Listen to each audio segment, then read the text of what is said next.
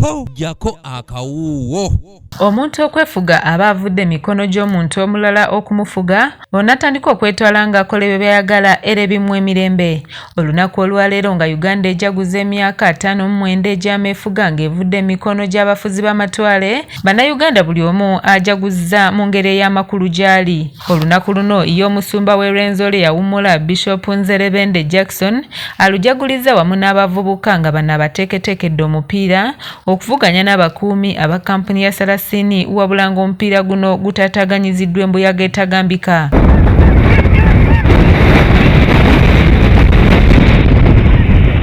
Wabula bano Bishop Nzerebende abasuubizza okubawa obuwagizi ate n'obuyambi okulaba nga batumbula ebitone byabwe ng'ekirabo ky'amefuga. Naye beetaaga higher motivation.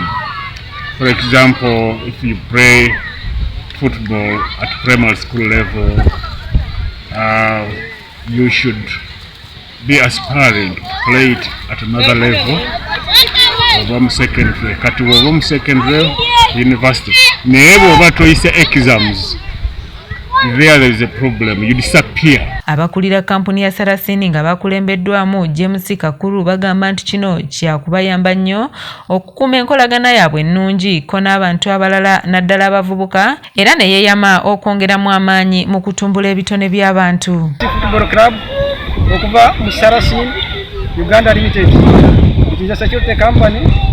Naye yekolamu omulimu netandika tiimu eyitibwa Sarasini FC Football Club. Era olunaku olwaleero tebadde tusamba Nilex Football Club. Abavubuka ba NLXCS basiimye omusajja wa Katonda era ne basuubiza okwongeramu amaanyi mu mirimu gyonna emirala gye bakola, kino kiyambeko okutumbula enkulaakulana y'eggwanga okusobola okutuuka ku mefuga gaddako nga Uganda eriko weetuuse. Ebiseera ebimu byonna by'obadde olaba nti twogera ku talent eva mu kisaawe nedda ate ku sayiti netujja ensimbi. So mu ekyo kyonna tusabye nnyo okulaba nti talenti zaffe tetuzikakitiridde nnyo mu mirimu.